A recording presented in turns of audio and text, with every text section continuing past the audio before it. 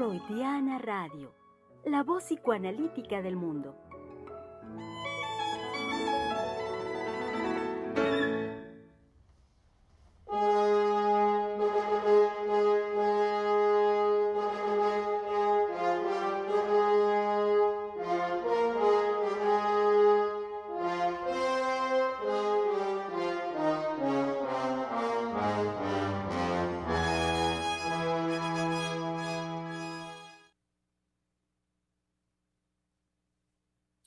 Miércoles, querido público, miércoles, y como buen miércoles saben ustedes que es oportunidad y espacio para volver a pensar.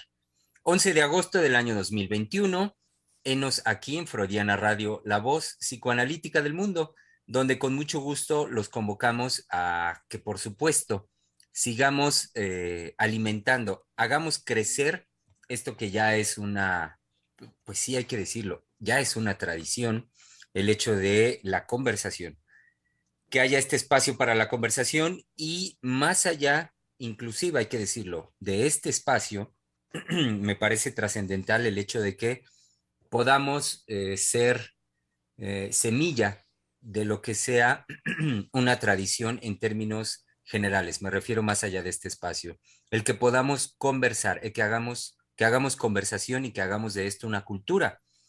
En este sentido, me estoy refiriendo también a la posibilidad, como aquí lo han vivido, por supuesto, de la reflexión, del cuestionamiento, de, como la doctora Lozano insiste en señalarlo, repetirlo, la posibilidad del pensamiento crítico permanentemente, más que necesario, hay que decir necesarísimo en nuestros tiempos, donde, bueno, pues sabemos muy bien que los adversarios, como nuestro presidente los llama, es decir, los medios masivos de comunicación, enarbolando también los intereses que vaya, que por potentados o empresarios o ciertos órdenes, pues insisten en mantener y sostener. En ese sentido es que hacemos lo que decía ahorita, esta tradición, esta posibilidad del pensar, del que seamos permanentemente críticos. Entonces, sean pues bienvenidos por lo tanto, a la conversación y que esta posibilidad, esta tradición sea más allá de este espacio, que seamos grandes conversadores. Entonces, volvamos a pensar y volvamos a pensar lo que el día de hoy es, como lo iniciamos desde el lunes, tema libre, una semana libre. Entonces, pues ya, sin más preámbulo, demos ya las bienvenidas, comenzando por nuestra querida directora del Centro de Investigación y Estudios Lacanianos, la doctora Silvia Heiser. Hola, aquí estoy. No lo van a creer, pero aquí estoy, ¿sí? Y el estar aquí es indudablemente que para hablar del amor. ¿De qué otra cosa podríamos en este momento, digamos, de tantas y tantas y tantas decires confusionales, en todos los discursos hay confusión? Y no puede dejar de haber confusión también en el discurso psicoanalítico. Entonces, si en todos los discursos hay confusión, confundámonos y volvámonos a fundir en el amor. Todos confundidos. Muy bien, todos confundidos, incluida a nuestra querida colega que saben ustedes que como buen miércoles ya está aquí con nosotros y es la psicoanalista Valeria Reyes. Ay, así es, y muy inspirada desde el lunes. El programa fue inspirador, conmovedor. Estábamos todos ahí pendientes del relato y en qué iba a acabar la historia y qué iba a pasar. Y bueno, sobre todo, ese amor que, bueno, la doctora indicaba muy bien que de ese amor ya no se habla, que de ese amor, sobre todo de los hombres, ¿sí? Es un amor que actualmente no existe. Entonces, inspirada en eso, pues me pareció que el día de hoy, en Volver a Pensar, podríamos hablar de cómo se habla del amor romántico actualmente en esa premisa que ahora dirige la ideología masiva, que son los discursos de género. Entonces, pues es lo que yo les traigo para hoy. y pues muy emocionada. Ay, está apagado tu micrófono, Germán. Listo, gracias. Bienvenida, Vale. Amor romántico, entonces. Y también, por supuesto, démosle una muy cordial bienvenida a nuestra colega que ahorita en este instante no está en los controles de Freudiana Radio, pero sí está frente a un micrófono y es nuestra querida colega Giselle Mendoza. Hola, ¿qué tal? Pues padrísimo, padrísimo estar con ustedes. Justo ayer les quería compartir una vivencia que me sorprendió y me revitalizó. Me fui a salvar unos anturios que estaban en peligro de ser destrozados por la lluvia que cayó de manera muy fuerte en casa y los había dejado en el patio para solearse y a la hora de la lluvia me dice la doctora, el anturio, y yo dije, chin, qué horror. Y bueno, ella estaba preocupada por uno muy pequeño, muy lindo, un anturio rojo que nos regaló nuestra vecina cuando abandona la casa que está enfrente de nosotras. Nos deja ese anturio, lo queremos mucho, justo por lo que significó ese regalo, pero también yo había dejado en el patio otros anturios. Entonces, bajo en medio de la lluvia torrencial y pues no había forma de cubrirme, no había tiempo tampoco, entonces tal cual, me metí a la lluvia, quité los anturios de donde estaban peligrando, los puse a salvo, pero fue esa experiencia de sentir la lluvia fría, así tupida, tupida, que es tan tupida que no te deja respirar. Uno tiene que resguardarse para poder pegar las bocanadas de aire que le permitan no ahogarse en medio de esa lluvia, tanto por el efecto del frío en el cuerpo, que lo ahoga también, y un tanto por la lluvia misma. Entonces, no me enfermé, no me pasó absolutamente nada. Obviamente, rápidamente me cambié la ropa y demás. Pero creo que esa vivencia así de sentir la lluvia de algo que no había experimentado, porque sí me había mojado en algún momento de mi vida, pero no con esa lluvia torrencial. Y fue pues tal cual una bocanada de aire fresco en mi sentir cotidiano. Entonces, sí, este programa para mí también en la semana me hizo pensar que es esa bocanada de aire fresco a mitad de la semana en donde el abordaje de los temas es completamente diferente. El estilo de la doctora Valeria es distinto y nos permite también un poco un abordaje de otra manera. Es tal cual un volver a pensar el tema de una manera diferente. Entonces, estoy muy contenta de estar con ustedes.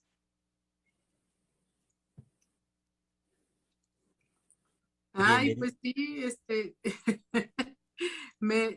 Giselle me lleva a la vivencia que yo tengo en este programa de los miércoles, en donde siempre es volver a pensar y repensar para ver qué propuesta le podemos hacer al público y de qué manera abordar el tema, pues con algo novedoso, porque pues la doctora siempre lo dice, no nos repetimos, ¿no? Y la intención de los programas es que siempre uno pueda aportar algo de una forma creativa y con una, digamos, la decisión de que uno está puesto en cada cosa que aporta el tema y cada, pues, palabra que puede decir al respecto del tema.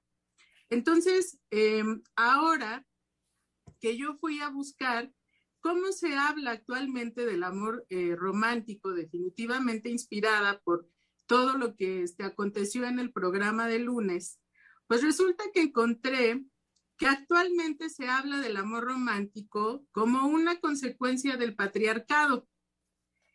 Entonces, eso me llamó la atención, ¿sí? Porque definitivamente viene de un decir de los discursos feministas, de los discursos de género, en donde abordan el amor romántico como un discurso, como una posibilidad de promover estereotipos y roles de género que están a favor de la desigualdad y de la inequidad entre hombres y mujeres.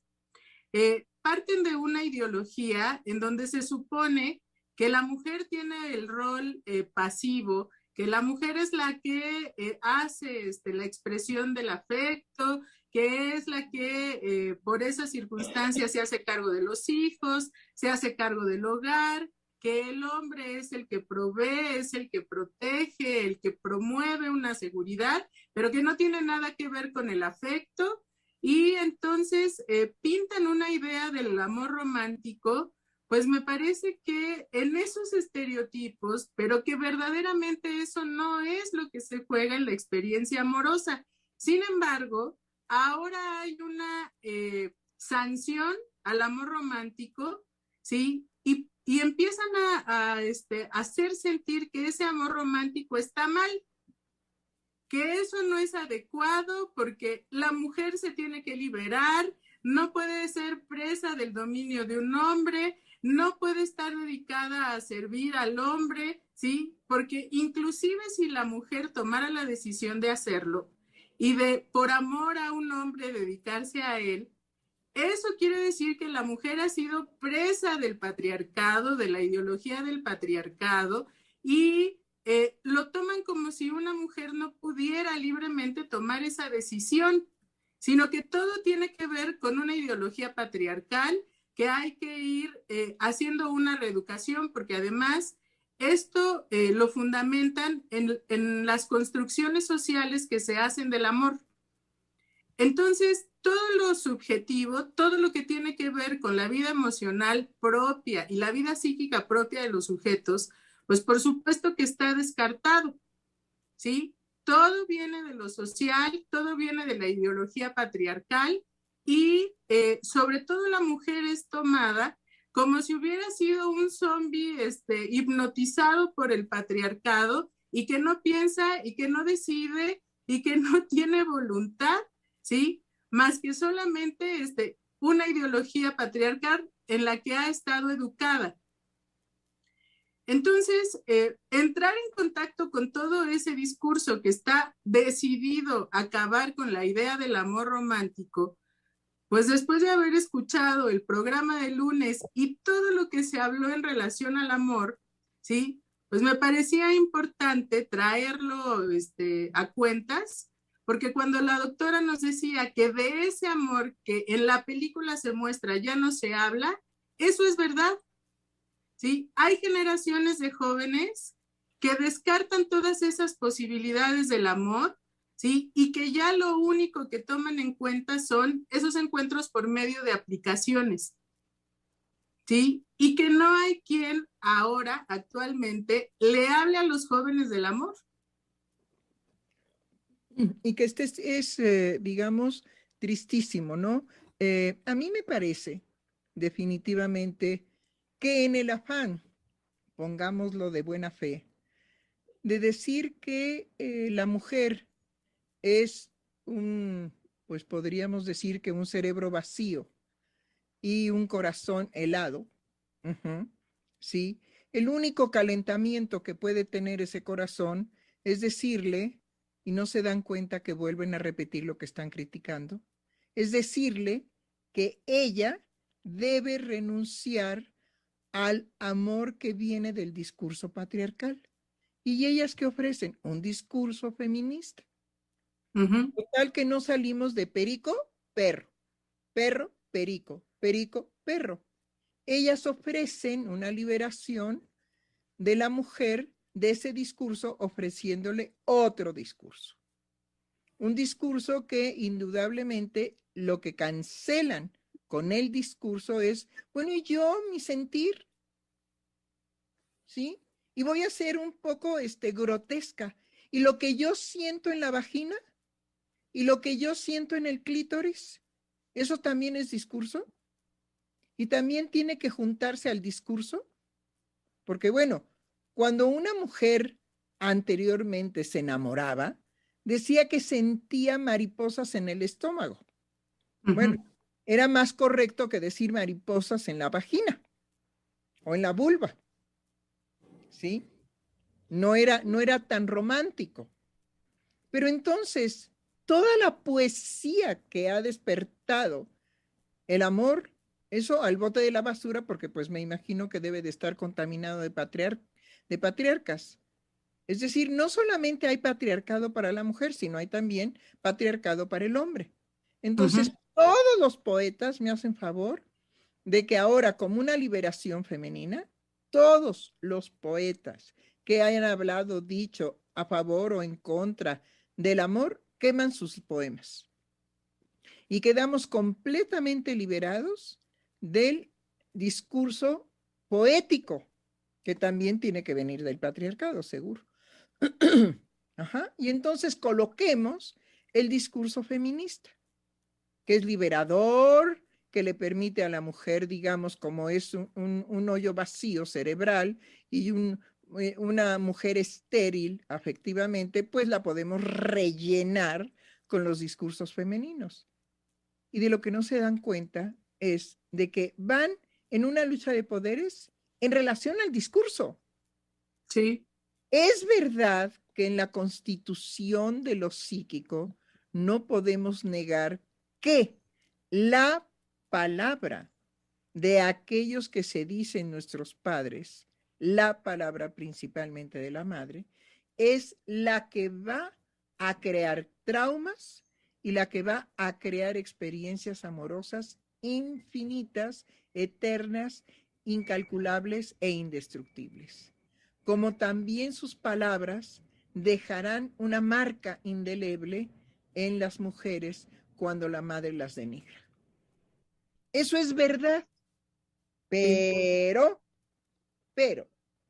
si el ser humano se gestara psíquicamente únicamente en relación al otro y no en relación a la búsqueda del amor y del placer sexual, pues estaríamos perdidos.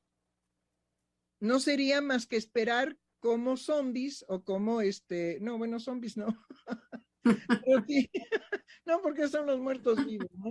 Entonces primero hay que morirse y luego hay que resucitar como zombies, ¿no? Entonces, pues no estaría mal pensar también como zombies. Pero primero nos tenemos que considerar las mujeres como ajenas a la creación propia de lo que sentimos en un momento dado, ¿sí? Por el primer amor, que puede ser el amor hacia la madre, y la primer rivalidad en contra de la, con mayúscula, de la mujer, que es también la madre. Y entonces el amor Dios se gesta precisamente de estas relaciones con la madre. Entonces, no hay nada de madre aquí ni nada de padre más que patriarcado. Ajá. Y caemos verdaderamente en una contradicción, porque no podemos negar que la palabra llega al corazón y al alma infantil de cualquier niño. Y la palabra, digamos, más amenazadora, tanto para bien como para mal, es la palabra de la madre. No es el discurso, es la palabra. Sí, quítate de aquí. No quiero oírte. Deja de llorar, maldito bebé. Y lo nalguean, lo golpean. ¿Por qué? Sí. Porque no soportan la demanda del llanto del bebé. ¿Sí? Y entonces esos golpes de la madre sobre el bebé indefenso deben de ser también producto del patriarcado, supongo. Sí, porque pues las mujeres somos verdaderamente un barril sin fondo y nada más hay que ponerle un fondo que se llama discurso feminista o discurso de género y ya no somos barril sin fondo, ya nos van a rellenar, ajá, porque pues nacemos vacías de todo sentimiento, de toda originalidad, de toda creación, ¿sí? Las grandes mujeres que han creado precisamente poesía amorosa, poesía del sufrimiento, poesía del dolor, poesía de tantos sentimientos. No, pues esos también pobres mujeres nacieron bajo el influjo del patriarcado y lo único que repiten en su poesía es patriarcado, patriarcado, patriarcado, patriarcado. Patriarcado. La patria arcada, ¿sí? Por el patriarcado. Bueno, eso como para empezar. Pero el psicoanálisis, afortunadamente, ¿sí? Analiza cuáles son los efectos de los semblantes y de cuáles son los efectos de los semblantes que se crean en los discursos. Pero entra precisamente en todo el análisis del semblante del discurso, ¿sí? La propuesta de Lacan, que es de un discurso que no fuera del semblante, sino del puro goce. Entonces, cuando el psicoanálisis es capaz de diferenciar todo lo que puede acontecer por la falta del semblante en el discurso, ¿sí? Deja muy claro que entonces dejaría al desnudo la posibilidad del goce. Solo que la paradoja es que no habría un goce sexual, ¿sí? Plus de goce, no habría un goce sexual plus sin los semblantes. Entonces, que viva el patriarcado en toda su extensión para que nosotros sigamos pudiendo tener un goce sexual inédito, tanto para hombres como para mujeres.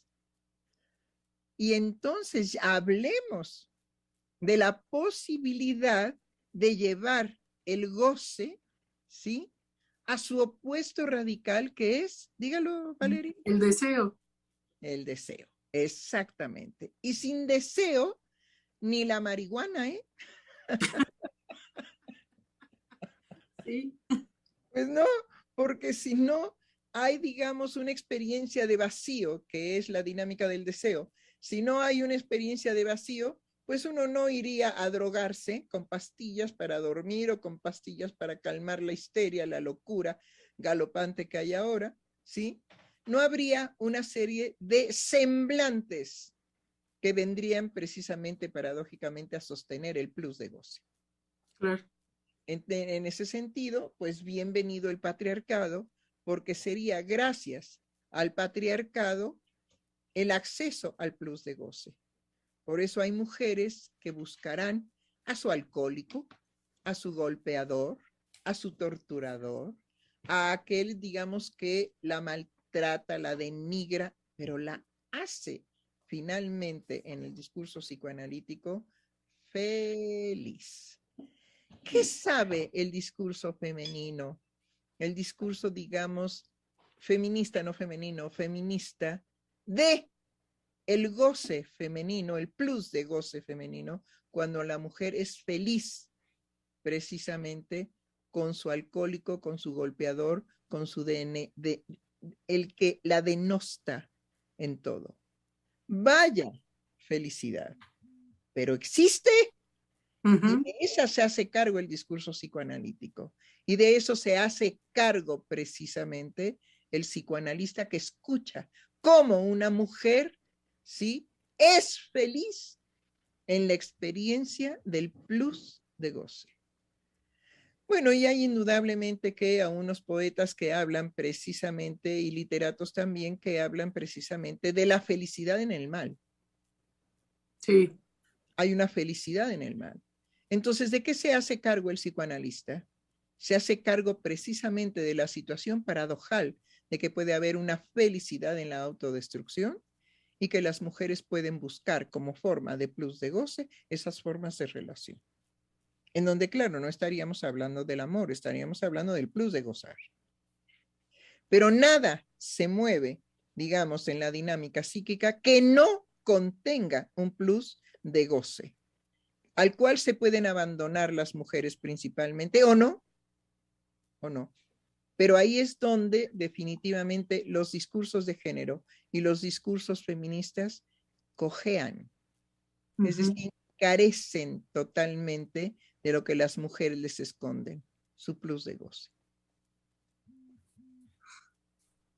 Sí, sí, sí, y es imposible que el discurso feminista pueda reconocer la magnitud de lo que usted acaba de decir. Es, van en pos de cancelarlo, ¿sí? Y cuando se habla, cuando una mujer puede hablar de su vivencia en estas experiencias que ella decide vivir, inmediatamente es decir, ¿sí? Que eso no puede ser así, que eso viene de una indefensión aprendida, por supuesto, en relación al patriarcado y a la violencia del hombre. Entonces, las mismas mujeres no se sienten escuchadas por esos discursos. Recientemente, una paciente me comentaba que trataba de hablar con una amiga, que por supuesto la amiga está en toda esta ideología feminista, y que la conversación iba en que ella le estaba explicando cómo las mujeres constantemente se atacan unas a otras. Y pues por la vivencia que ella ya ha tenido en el psicoanálisis, pues le estaba dando argumentos en relación precisamente a su relación con su madre. Entonces la amiga cancelaba todos los argumentos que ella le daba y le decía que no es verdad que las mujeres se ataquen, que ella hablaba así desde su privilegio y que por los privilegios que ella había tenido y que ha tenido, no puede decir las cosas que ella dice. Entonces se los enumeró. Le dijo, por ejemplo, tú fuiste una mujer con privilegios porque tuviste la presencia de tu padre en tu vida. Tú fuiste una mujer con privilegios porque tu familia no tiene problemas económicos. También tienes un privilegio porque fuiste a la escuela. Y entonces le hizo una lista de todos sus privilegios, por lo que entonces lo que ella decía estaba cancelado. Y no podía argumentar, ¿sí? En relación a lo que ella negaba, que era que existe una rivalidad y una competencia entre mujeres que las lleva constantemente a atacarse. Okay. Entonces las esposas de los multimillonarios, por los privilegios que tienen, simplemente por el capital de sus esposos, no pueden decir que los aman. Sí, no. Tal cual. No pueden decir que los aman. No pueden decir que gracias a todo lo que les proporciona el dinero, ellas pueden ser inmensamente infelices o felices. Pero no hay esa dinámica, o infelices o felices. Pero cancelar el discurso de una mujer por privilegios, entonces ella tendría que haber contestado, bueno, y tú por ser una desgraciada por haber tenido ese privilegio. Que no privilegio, también cállate. Porque yo desde mis privilegios no te autorizo a que hables. ¿Cómo ves, Chulis? Y de una vez para que sepas por qué nos peleamos las mujeres. No, bueno, llegan verdaderamente a una locura, ¿sí? De taparle, de ponerle un esparadrapo a la mujer que piensa independientemente de ellos, ¿no? Sí. Sí, y es distorsionar el discurso. Ese yugo que le ponen a la mujer ya no es del patriarcado, ¿ahora de qué es? del discurso feminista y de género. Ok. Sí, perdón, y me parece que es de estos empujes que hay actualmente a que todo tenga que entrar dentro de una normalización o dentro de un estándar, vaya, como si los discursos actuales entonces tienen la posibilidad de abarcarlo todo y cualquier manifestación actual o incluso pasada tiene que ser concebida e introducida en las concepciones actuales de los discursos. Entonces, cualquier cosa que pudiera estar fuera va a ser de inmediato, como lo decías al inicio, ¿vale? Va a ser sancionada por el discurso mismo. No va a haber cabida nunca a algo que esté fuera de. Bueno, por eso, y precisamente se necesita ser un autómata para aceptar semejante imposición. Pues prefiero el patriarcado. Por ejemplo, quiero comentar, recibimos la pregunta de uno de nuestros radioescuchas, se comunica con nosotros Francisco LG, y hace una pregunta que a mí me parece que tiene un tinte pues como reduccionista en el querer justamente abarcar algo bastante grande dentro de un par de conceptos como hoy en día se manejan. La pregunta que nos transmite Francisco LG es, ¿la Biblia es antifeminista o machista? No, no se mete, digamos, con eso, por favor. Es como si nos dijeran, ¿la Biblia es limpia o puerca? No está, digamos, la pregunta al nivel realmente de lo que es una Biblia. La Biblia no puede ser valorada en bueno y malo, no puede ser en sucia y limpia, no puede ser feminista o machista, no puede ser. Ya ahí hay, digamos, una forma de querer agarrar no al toro por los cuernos, sino al toro por la cola. Y eso es peligroso.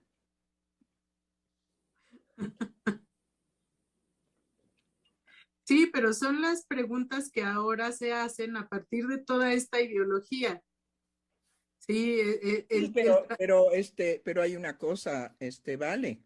Quien entre, digamos, en esa ideología, tiene que ser un retrasado mental, es decir, un ignorante absoluto de lo que es la Biblia en la historia de la humanidad.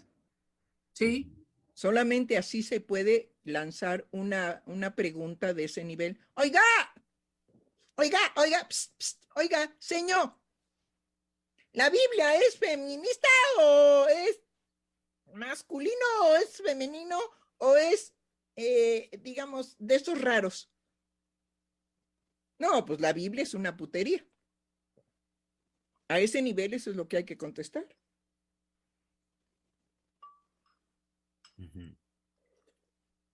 sí, sí, hay una carencia completa de contexto y de un conocimiento que pueda dar la dimensión adecuada de las cosas, ¿no? Y Eso, no solamente la dimensión, ¿cómo es posible que siendo un perfecto ignorante, perfecto, eso sí, hay una perfección en la ignorancia, siendo un perfecto ignorante de lo que ha sido la Biblia en la historia de la humanidad, la vamos a valorar? Oiga, ¿y como cuánto pesará una Biblia más o menos así, grandota, con muchas fotos y muchos dibujitos? ¿Y qué tal si las ponemos su precio en peso? A según es lo que tenga de papel y lo que tenga, digamos, de letritas y lo que tenga de dorado, ¿no? Está bueno, ¿no? La podemos poner también así en una báscula. ¿Cómo ven? Pues es de ese tipo. sí, sí, tal cual. Pero ¿quién entraría, digamos, a una concepción de ese orden? Un perfecto está en la perfección de la ignorancia de lo que es la Biblia en la historia de la humanidad y que la va a borrar una pregunta con ese talante. No, ciertamente no. Pertenece a otro terreno la Biblia. Sí. Bueno, adelante, ¿qué más? ¿Qué más, Germán? Me hace pensar, doctora, también, ahorita que usted, la sola palabra que dijo ahorita, valorar, eh, pienso de inmediato en que un signo de nuestros días, un signo de esta época, es lo que a mí me parece una ferocidad en la valoración. No en la valoración, sino una ferocidad en este empuje de valorar. Así más bien lo podría decir. En que a partir de lo que también hemos señalado como el empuje de lo políticamente correcto, entonces cualquier expresión hoy en día, y no solo la de hoy en día, sino una expresión como lo es histórica, como lo es la Biblia, entonces en este empuje actual de lo políticamente correcto hay como una urgencia, hay una ferocidad, decía, a valorarlo todo.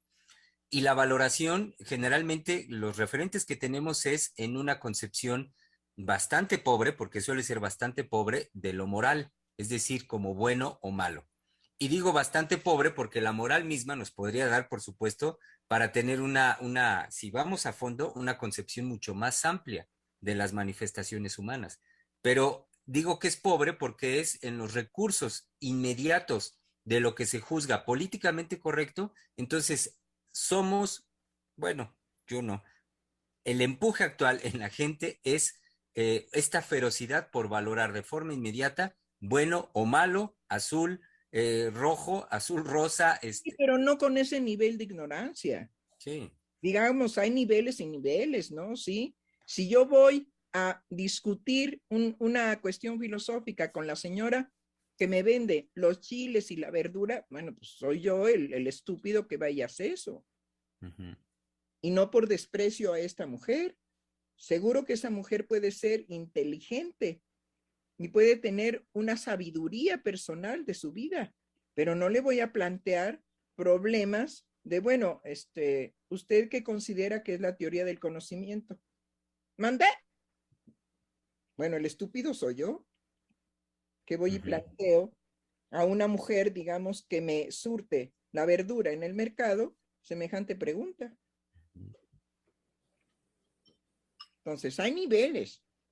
hay niveles intelectuales, hay niveles de conocimiento, hay niveles de desarrollo, digamos, espiritual, hay niveles de gente definitivamente con un altísimo nivel intelectual en sus creaciones. Uh-huh. Está ahorita precisamente la nueva política de Enrique Dussel, que está ya un diplomado en política que ya tiene 32 países interesados, más 5,000 a 6,000 personas ya inscritas. Pues hay que llevar esa pregunta. Oiga, doctor Dussel, ¿la Biblia es femenina o masculina? ¿Es patriarcal o es matriarcal? Bueno, también me parece que Bueno, me justo, sacan del diplomado. claro, justo creo que esta muestra que tenemos al aparecer esta pregunta al respecto de la Biblia, creo que me parece que es la muestra de que no ha alcanzado, no han alcanzado los discursos de género justo el borramiento de los sexos. Es decir, si bien por el lado de la Ah, ciencia pero se el ha planteado... borramiento de la diferencia de sexos. Ajá, bueno, el Ok. borramiento de la diferencia, sí. Gracias, doctor. Uh-huh. No ha alcanzado justo el borramiento de la diferencia porque si bien por el lado de la ciencia se ha intentado sustentar, digamos, a nivel molecular, a nivel célula, la no sexuación, creo que el avanzar de ese discurso científico no ha tocado propiamente a la gente, digamos, en lo nuclear de su ideología, como para que sea exitoso y no requieran entonces ir por el lado de la religión. Entonces, por un lado, la manifestación de esta pregunta es la manifestación de la voracidad con la que se quiere arrasar justamente la diferencia sexual, por un lado. Y por el otro lado, cómo no es posible de alcanzar, dado que, como se ha dicho en los programas de radio, no está en lo anatómico y ahora podríamos pensar, tampoco no está en la idiosincrasia de un pueblo. No viene de lo social, ya lo ha dicho la doctora Lozano, la diferencia sexual. No, pero ya ahorita, digamos, el estatus que usted le dio a la pregunta es enorme, enorme. Usted ya se comprometió dándole a esta persona que lanza esta pregunta, ya le dio un estatus de seriedad, de conocimiento, de profundidad, de estudio, de merecer la respuesta respetuosa de nosotros. Claro. No, yo lo veo como un perfecto ignorante en el punto que toqué. Claro, lo es. Yo pienso que sí lo es, pero me parece que esta gente es el resultado de la enajenación de otra gente que lo está planteando estratégicamente. Entonces hable de los estrategas Uh-huh. que agarran, digamos, a estos burros, Uh-huh. ajá, que no rebuznan porque Dios es grande, Uh-huh. ¿sí? Y repiten lo que definitivamente no han trabajado Claro. dignamente. Hay trabajos dignos y hay trabajos indignos. Sí. sucios. Sí, sí, claro. O sea, sí me parece que sin lugar a dudas es una pregunta lanzada así como pelotazo Pues frente, así hay que tratar al señor ignorante. claro, claro, claro. Hay que escucharlo en el lugar donde él se coloca. Ujú. Por su decir, él se coloca en un lugar de perfecto ignorante. Claro. Solamente así puede formular una pregunta de esa manera. Ujú. Entonces, pues ahí se coloca, pues desde ahí lo escuchamos, desde ahí lo tratamos. Usted fue la que llevó a otro nivel de dignidad el acto. Cuando usted dice que hay, digamos, una tendencia igual que Germán. Germán también, digamos, tocó ese punto, que hay una tendencia a una voracidad de evaluarlo todo. Ujú. Eso ya tiene que ver, digamos, con el análisis de lo que la evaluación permite destruir y construir ahora. Ujú, ujú. Pero es otro nivel que el nivel de este señor o de este Sí. joven Sí, sí. con esa pregunta. Nosotros nos podemos problematizar como psicoanalistas con la evaluación y la evaluación como condición voraz de ciencia, la ciencia de la evaluación. Todo hay que evaluarlo, que habría, digamos, que considerar todo el desarrollo de la teoría del conocimiento. Porque a partir de qué unidad de medida o criterio vamos a evaluarlo todo. Bueno, cuando es de este nivel pedestre, pues ahí se colocó el sujeto, pues ahí le contestamos. Claro. Claro, porque creo que tampoco podemos pensar que su acto fue sin una intención. Entonces, me parece que, así como decía Gisela, aventar una pregunta como pelotazo, ¿sí? No se puede tomar como un acto ingenuo. Entonces, hay una... Bravo por Sí, eso, es decir, hay un riesgo que tiene el público con nosotros, ¿sí? Nosotros somos ingenuos como psicoanalistas en cuanto que solamente hasta que el sujeto nos devela su intención, no podemos opinar al respecto de la intención. Pero es el sujeto el que al oído del analista le devela la intención que pudiera pretender él estar oculta. Pero no, con un analista, niguas. Niguas, porque conocemos, digamos, muy bien la dinámica de la perversión. Y conocemos muy bien la dinámica de la maldad. Y conocemos excelsamente bien la dinámica del ocultamiento. Entonces está difícil. sí. Pues sí, a otra cancha, compañero, porque aquí... Sí, y es que es precisamente con eso, con lo que los discursos de género no pueden, por lo que el psicoanálisis devela, a pesar de que es un discurso tan aprendido y tan repetido y tan enajenante, siempre el psicoanálisis ubica al sujeto en su palabra y es imposible que no lo haga. Eso por un lado, pero también se quisieron meter con el psicoanálisis, a denostar sus conceptualizaciones. Sí. Entonces, que las conceptualizaciones del psicoanálisis denigraban al sujeto. Bueno, probablemente en teoría ellos estén en lo cierto, en teoría. Sin embargo, hay una cuestión muy importante en esto. Nosotros no escuchamos en la clínica con teoría. ¿No? Nosotros escuchamos la dinámica psíquica trasladada a la palabra con toda la manifestación afectiva que se desencadena en la clínica sin que el sujeto se dé cuenta. Sí. Pero que es la gran pesca para la que está preparado el psicoanalista. ¿En qué? En la escucha. La red con la que recoge, digamos, toda esa afectividad, de la cual el analizante no se da cuenta, el analista, la oreja del analista, por eso nuestro pan predilecto son las orejas. Sí. Dicho sea de paso, por si el radio escucha nos quiere mandar una bolsa de orejas. Con la orillita. Con la orillita dorada, eso sí, de buena calidad, porque Sí. los bueno, psicoanalistas no somos de, como les dijera, de que, ay, pues lo que sea está bueno, no. Tenemos un toque de buscar lo más bello, lo estético, lo mejor. Ya si eso se mete en diferencias de clases y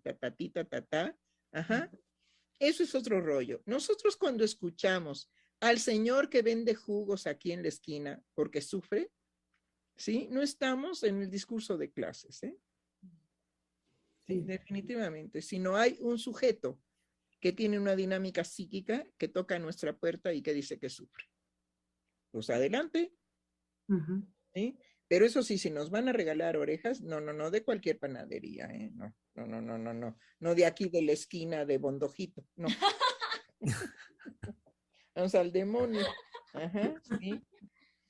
Entonces, indudablemente que es muy difícil que el analista no descubra la intención porque el sujeto la transmite hasta con el humor, mis queridos colegas. Cuando el sujeto está muy intensamente comprometido con su decir, despiden un olor particular como el esquizofrénico. Sí. ¿Me explico? Es tal el movimiento hormonal que se produce que despiden un humor, despiden un olor y uno puede captarlo. Y a ese humor se le da lugar, se le da, digamos, una palabra. El sujeto está transpirando veneno. Sí. Entonces, es muy difícil. Ahora, en teoría, pues en teoría, si quieren, nos podemos dedicar a cambiar, ¿sí? Los términos que pudieran ser ofensivos, denigrantes. No hay problema. ¿Sí? No hay problema. Podemos crear una álgebra nueva. Ya si el 2 o el 4, el A, el B y el C les molesta, bueno, pues ya ni modo. Ya no tenemos otro recurso, pero no nos vamos a quedar mudos.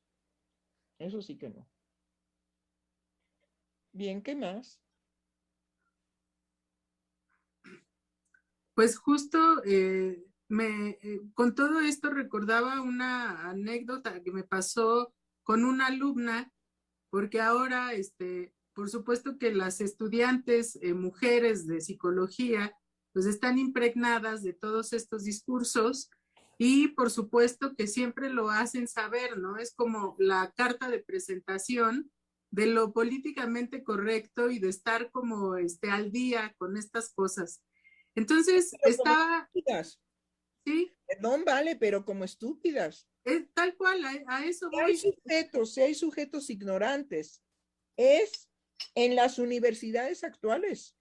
Sí, sí, Van sí. a la escuela a sacar un papel, punto, no más. No adquieren cultura, ni conocimientos, ni raciocinio, ni elaboración, ni les enseñan a pensar nada, van por un papel. Sí, sí, y aprender a usar métodos para aplicarlos con números y se acabó.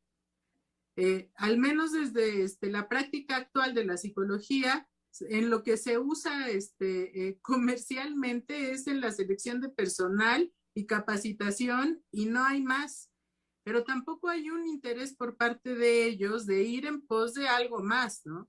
No. Entonces, tenía yo una clase estábamos tratando un tema de los niños superdotados. Entonces, yo les pedí que fueran a buscar biografías de personajes en la historia que hayan sido genios. Entonces, hubo una chica que presentó a Einstein. Entonces, pues presentó parte de la biografía de Einstein y todos los logros que llevó a cabo en su vida y las aportaciones a la ciencia que él hizo. Entonces, esta chica, que por supuesto que tenía que opinar desde los discursos de género, empezó a tratar de hacer una descalificación de todo el trabajo de Einstein, diciendo que ella se enteró de que Einstein era racista y llevó a cabo actos racistas en contra de los negros. Y bueno, entonces... no quería, espéreme, es libre de amar a quien quiera, ¿no? No, esa era su discusión, que no, ¿sí? Que a partir de que hay evidencia de que él fue racista, entonces ella decía que eso descalificaba todo, su trabajo, sus aportaciones, quién había sido él en la historia, y así en esa radicalidad, ¿no? Bueno, yo hubiera hecho algo, le hubiera dicho, a ver, enséñeme los dientes. En el momento en que tenga usted una muela en mal estado, la descalifico totalmente de lo que acaba de decir Einstein. Sí, pues ojo por ojo y diente por diente, ¿no? Si tiene una muela media picada en mal estado, descalificada. Descalificada porque está prohibido que usted tenga una muela en estado de descomposición. Uh-huh. Trae usted una podedumbre en la boca. Y por eso salen las ideas que salen de usted. Sí. Por sus dientes podridos. Es que es de ese nivel. Es de ese nivel, sí, tal cual. Bueno, y yo todavía estoy siendo muy sofisticada. Sí, doctora. Porque estoy diciendo, que efectivamente una muela picada es una podedumbre en la boca. Claro. Sí. Pero es que cuando yo trataba de contestarles con una lógica distinta, entraban en un enojo de decir que yo los confundía. Ándele, si vas, Monsiváis.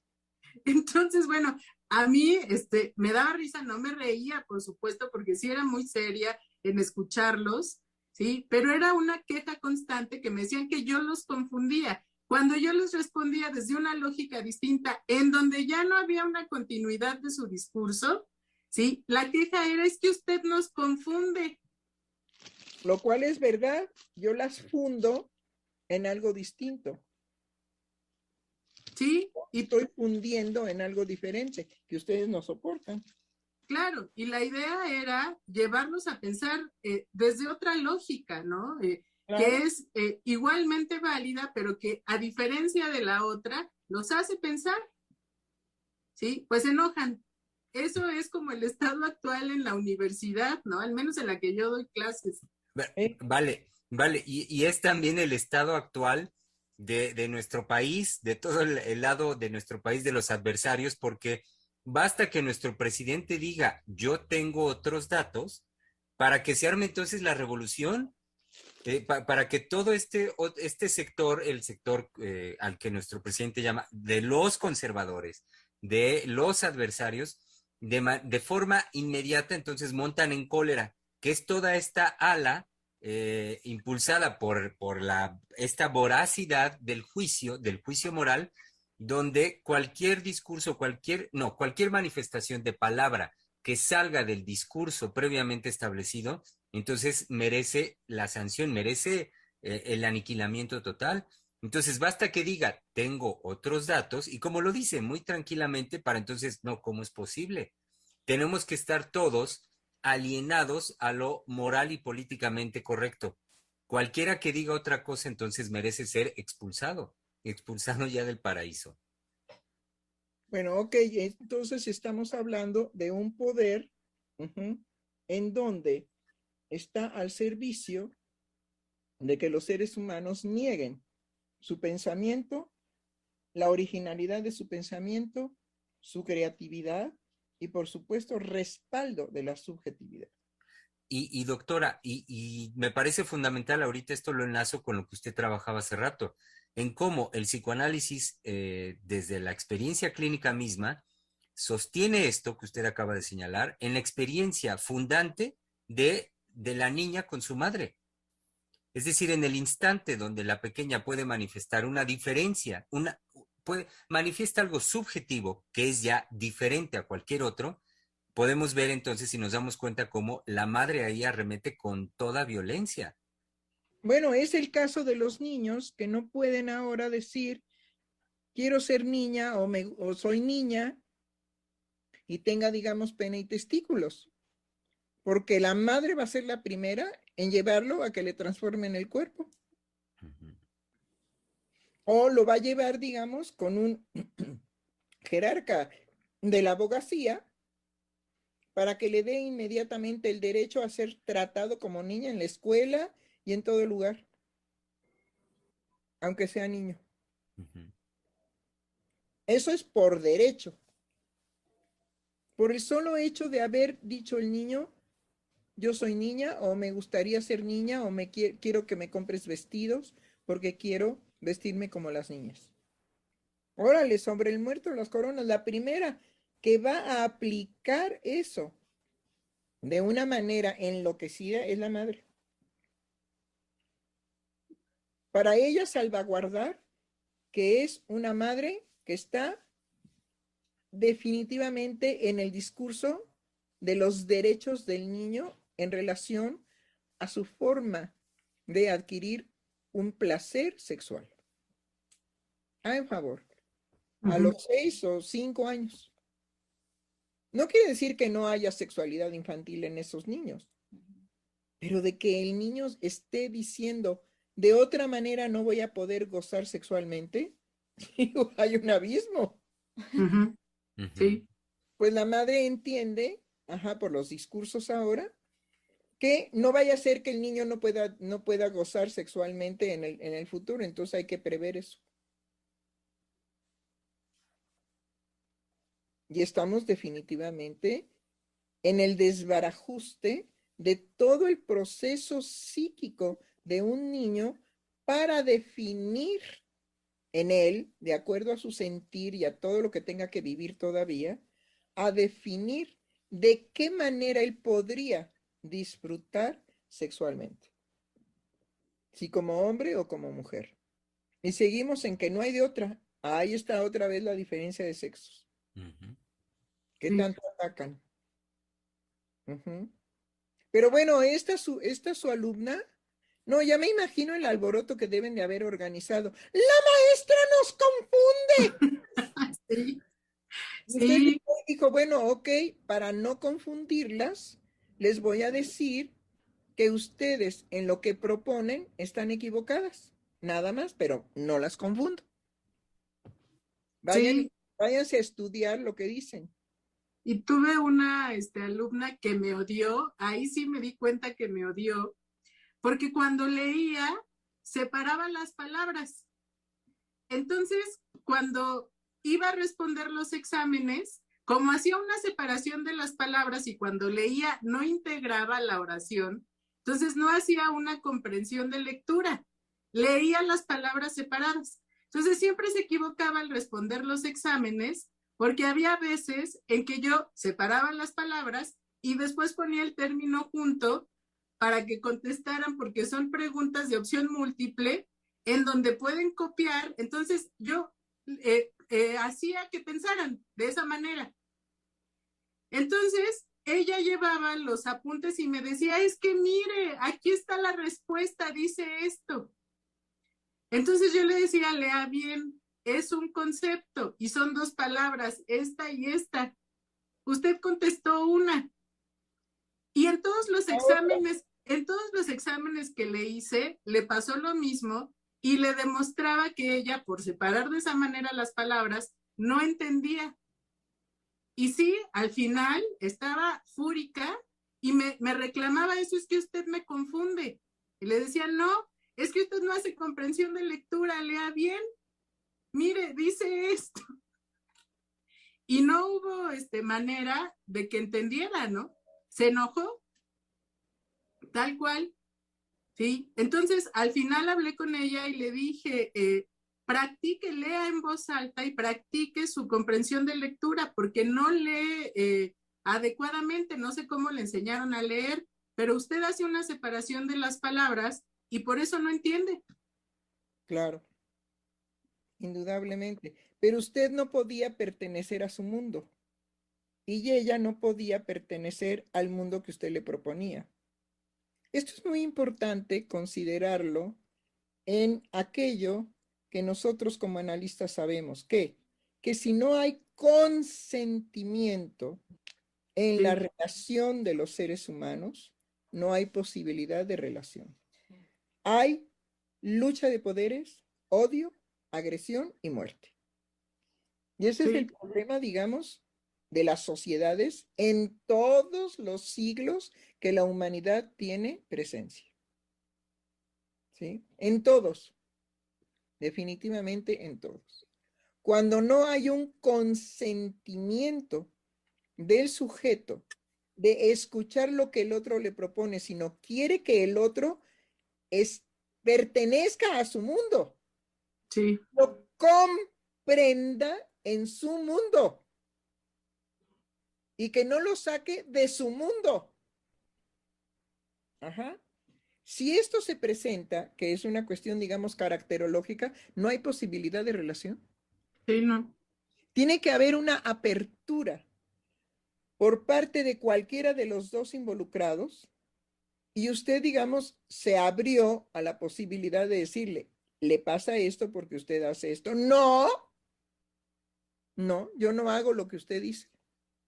No, usted me Todavía le confunde. recomiendo al final de curso, lea en voz alta para que a la hora que haga lectura de comprensión, comprenda, porque usted separa las palabras y contesta en función de que cada palabra la lleva por distintos caminos. ¿Sí? Sí. No. Sí. Entonces, para que haya posibilidad, digamos, de enriquecerse uno con el mundo del otro, tiene que haber consentimiento. Y para poder enriquecer al mundo de los otros, tiene que haber consentimiento en los otros. ¿Sí? Sin eso, hay rivalidad y como tal, muerte. O sea, los asesinatos seguirán acompañándonos por los siglos de los siglos. Amén. Y bueno, vemos también cómo estos discursos al respecto del racismo, a lo que están apuntando es a la cerrazón del mundo, es decir, a que no haya posibilidad de relación con el otro, en el sentido de que se cierra el mundo, si no perteneces a la perfección de mundo que tengo concebida, como la tengo concebida, eres evacuado por mí. Es decir, no hay posibilidad de que, como lo dice usted y lo describe muy bien, puedas tener un lugar en mi mundo, ni yo en el tuyo. Pero Así describe de manera muy rápida y muy sencilla, doctora, la presentación permanente de las relaciones, al menos en la película, en las películas gringas, en las series gringas, es permanentemente repetir esa cerrazón, esa no anuencia del otro a pertenecer al mundo del otro, y la no anuencia mía de que el mundo del otro no me perturbe. Me parece que esa tendencia a que en nada sea yo perturbado, a lo que da pie es justamente a que nada forme parte de mi mundo. Es decir, es una cerrazón, es un encapsulamiento de mi mundo. Un segundito porque tenemos aquí una dificultad con Camilita que está intentando pasar entre la mesa, entre los cables. Ay, sí. A ver, Camila. Creo que ya te puedes meter, nena. Hay gas. Pues me parece muy importante lo que va diciendo Giselle, porque creo que por eso actualmente no hay un lugar para el amor. No ¡Bravo! se habla de amor. Bravo. No, y menos para el amor, digamos, que sostiene como posibilidad el psicoanálisis. Sí. Porque inclusive el encuentro entre el analista y el futuro analizante tiene que crear, ¿sí?, una posibilidad amorosa. Ahora, se hace también, digamos, el análisis en la oposición, es decir, en la manifestación del odio. Claro. Se puede hacer, se puede llevar a cabo el análisis, ¿no? Pero indudablemente que lo que se creó en el transcurso, digamos, de la obra freudiana es una experiencia de amor inédito, porque no es el complemento del amor que le falta al analizante, el analista, pero es como el analizante integra al analista. Y es lo que a lo que el analista le da soporte, para ir precisamente develándole su demanda de amor que no puede ser cumplida, en primer lugar, por nadie. Por nadie. Eso es lo más, digamos, drástico y dramático del psicoanálisis. Su demanda de amor no puede ser cumplida, ni resuelta, ni llenada por nadie. No existe, ¿sí?, la completud de su demanda de amor, porque se cancelaría precisamente su dinámica psíquica. ¿Sabe cuándo se va a cumplir su demanda de amor? Cuando usted se muera. ¿Por qué? Vaya chiste. Pues porque deja de haber una dinámica psíquica. Pero mientras usted esté vivo, nada ni nadie podrá colmar su demanda de amor. Entonces, creo que ese es un punto muy crítico del psicoanálisis, en el sentido de que había una queja de una paciente, no sé de quién, pero de una paciente que le dijo al amigo que la había recomendado con un psicoanalista, le dice, oye, pero es que no son compasivos, no son, hay un término, ¿Empático? Empático, sí, pero hay otro, que no se conduelen por el otro. ¿Indolentes? ¿Son indolentes? No. Sí, son indolentes. Bueno, todo eso cae, ¿no? Son indolentes, son fríos, indiferentes, no se conmueven, no te apapachan, no te acogen. Bueno, en fin, una serie de cosas. Y pues me recomendaste a un lugar verdaderamente terrible. Un gendarme. No, pues ni siquiera gendarme, sino que no responde. Es un vacío. Es decir, eso que aparece ahí encarnado es un vacío. ¿Sí? Y claro, pues ella es psicóloga, por cierto. Creo que era empatía, es un término de la psicología. Sí, empatía es lo de ahora, la empatía. Ah, bueno. Ser empáticos. Sí. Lo de hoy es decir, como las, ¿cómo se llama? Las nuevas piezas de pan, ¿no? Sí. Sí. Hoy andamos muy paneros. Sin duda alguna tenemos un antojo arrasador de pan. Entonces, dice aquí que verifiquemos Genial, nuestra conexión. Entonces, definitivamente, ¿no? Ciertamente como psicóloga, dice, yo no los entiendo, ¿no? Yo en mi clínica, pues acojo, ¿sí? Y pues justamente por acoger, cojea clínica. Ajá. Pero en la psicología, pues eso va de que hay que ser empáticos, de que hay que establecer una empatía.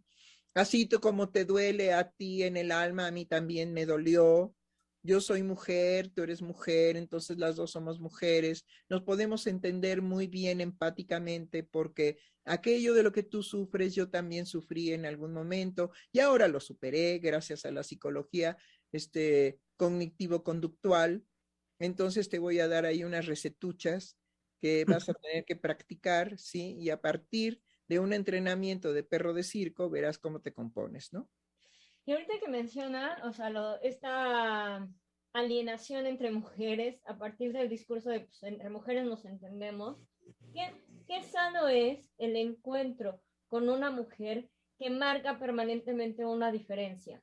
Es decir, porque la relación de la mujer con la madre es enloquecedora o puede ser enloquecedora. Sí, ¿cómo no? En tanto que la mujer siempre sabe que no son iguales, que no es lo mismo, que no están del mismo lado.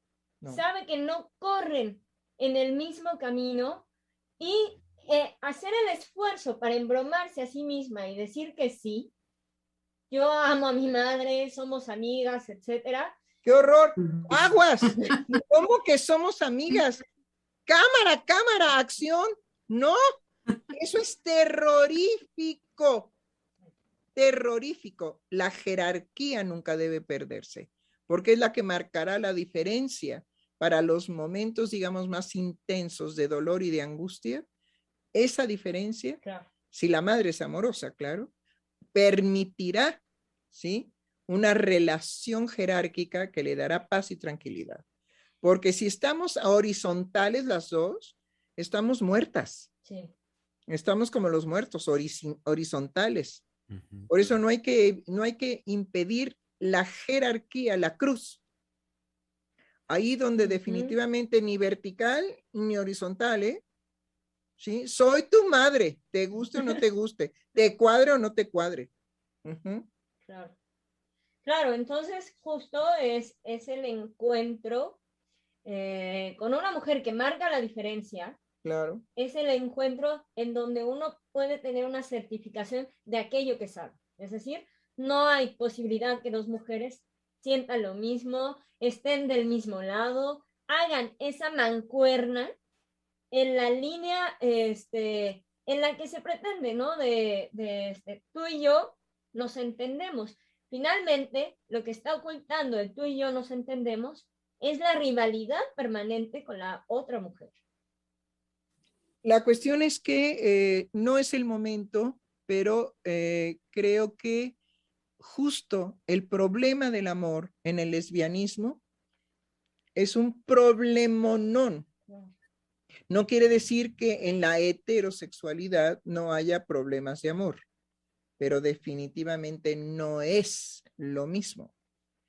Y en la homosexualidad también, dicho sea de paso, el digamos, problema del amor es muy complicado. Muy, muy complicado. Hay parejas de homosexuales que pueden, digamos, permanecer unidos durante el resto de sus vidas. Hay casos así, el resto de sus vidas. Pero cuando hablan y tocan la situación, digamos, amorosa que los ha mantenido unidos, bueno, nos encontramos de lo que cada uno tiene que soportar del otro y que no tienen posibilidad de separarse porque se crea una tercera posibilidad dentro de lo que la homosexualidad permite. Pero no es amor. Tristemente tenemos que decirlo, no es amor. ¿Sí? El amor es una cuestión sumamente simple y sencilla y terriblemente compleja por lo mismo. Sí. ¿Sí?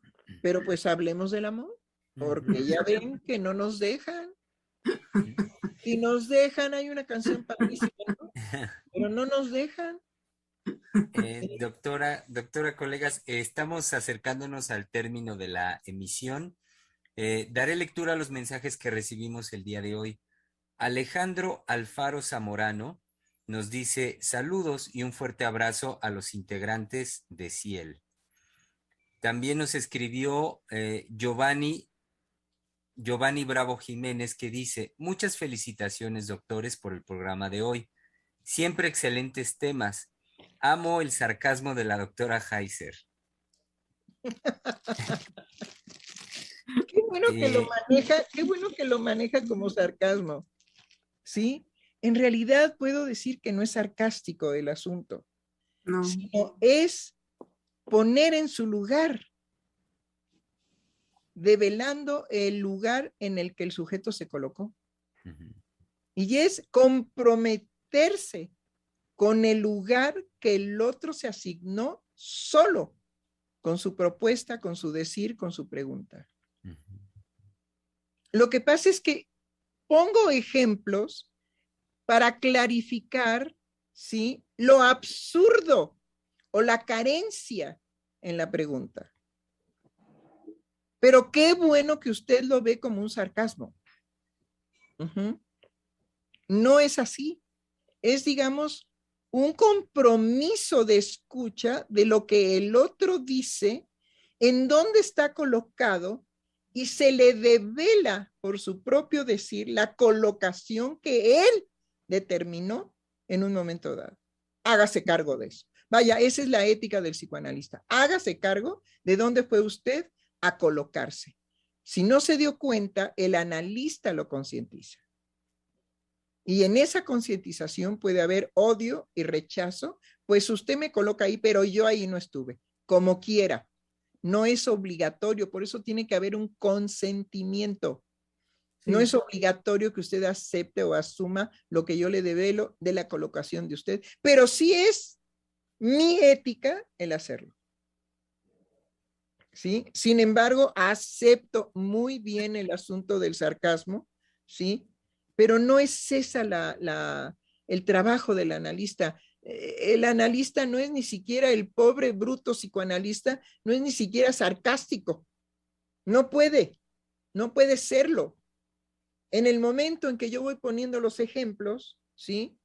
Es un compromiso muy fuerte. Cuando le digo, digamos, a mi colega, pues yo le hubiera dicho, a ver, enséñame los dientes. Y donde usted tenga una muela picada, ¿sí? Usted tiene una podedumbre en la boca y debido a ese descuido está descalificada por mí para decir lo que dijo de Einstein. Es llevar al sujeto a darse cuenta de lo que en él está aconteciendo, si él consiente. Si no, no.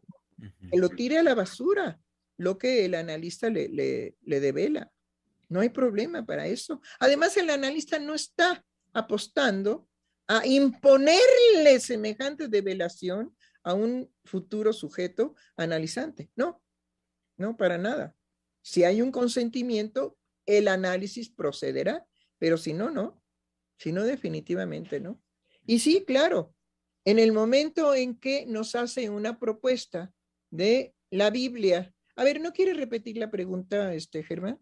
Sí, la Biblia fue, perdón, la pregunta es, ¿la Biblia es antifeminista o machista? La Biblia es antifeminista o machista. Bueno, la Biblia no puede entrar en esos valores. Eso es lo que hay que decirle al sujeto. Señor, usted cuando toma a su madre y la arrastra como si fuera una cualquiera por la calle, está cometiendo un delito, no lo haga. Este ejemplo no es sarcástico, por ejemplo. No. Es develador de lo que usted está haciendo. No tome a su madre y arrástrela, ¿sí? Como si fuera un desecho por la calle. No haga eso. Eso es, ¿sí? Un crimen en contra de la dignidad de su madre. Y usted le está tratando como basura. Entonces, sí, a mí se me pueden ocurrir 1001 ejemplos. ¿Me explico? 1001 situaciones que estarían al servicio de develarle. Si la Biblia puede ser colocada en ese lugar de la pregunta. No, simplemente no es posible. Pero ahora le voy a demostrar con ejemplos por qué no es posible, dado su nivel de la pregunta.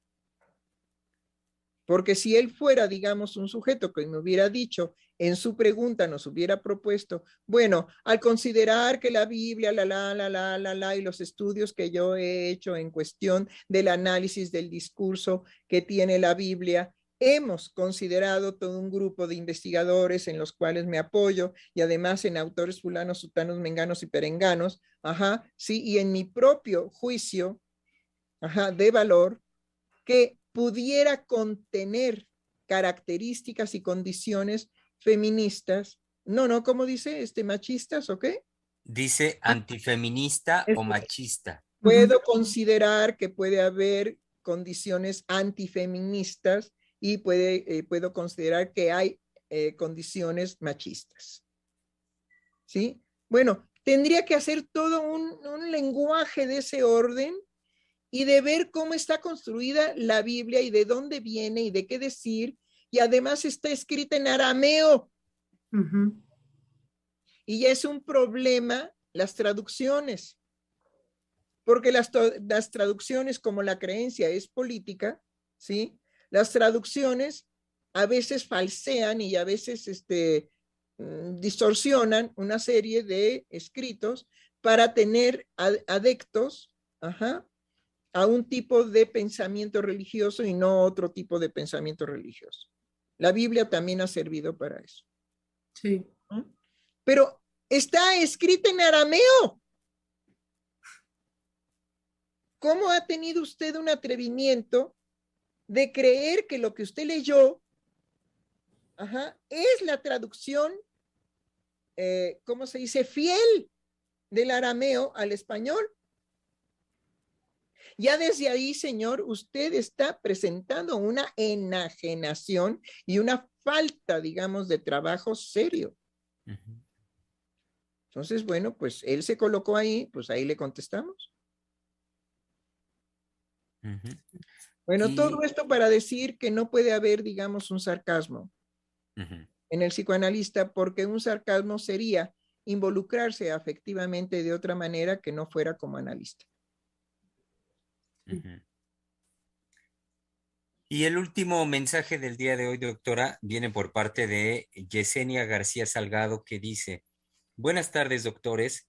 Respecto al programa de lunes, yo estaba fascinada con el relato de la película y la temática de la posibilidad de un amor masculino como ese. Un abrazo con mucho cariño. Hombre, sí, y la doctora estaba fascinada, la doctora Valeria. Dijo, doctora, vamos a seguir hablando del amor. Y miren nada más cómo tomamos un curso, sí, hablando del amor, pero finalmente no con esa intensidad de hablar de la demanda femenina de un amor masculino como ese. Que lo hay. Sí. Yo he sido amada así. Lo hay. Sí. Por eso sé que existe.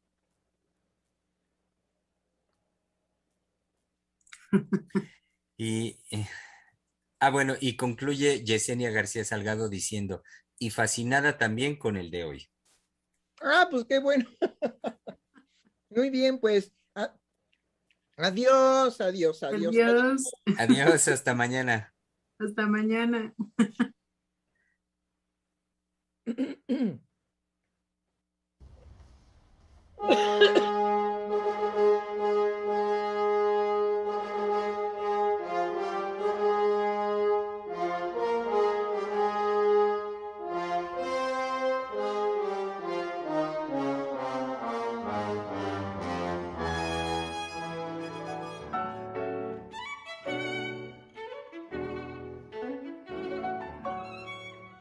Freudiana Radio, la voz psicoanalítica del mundo.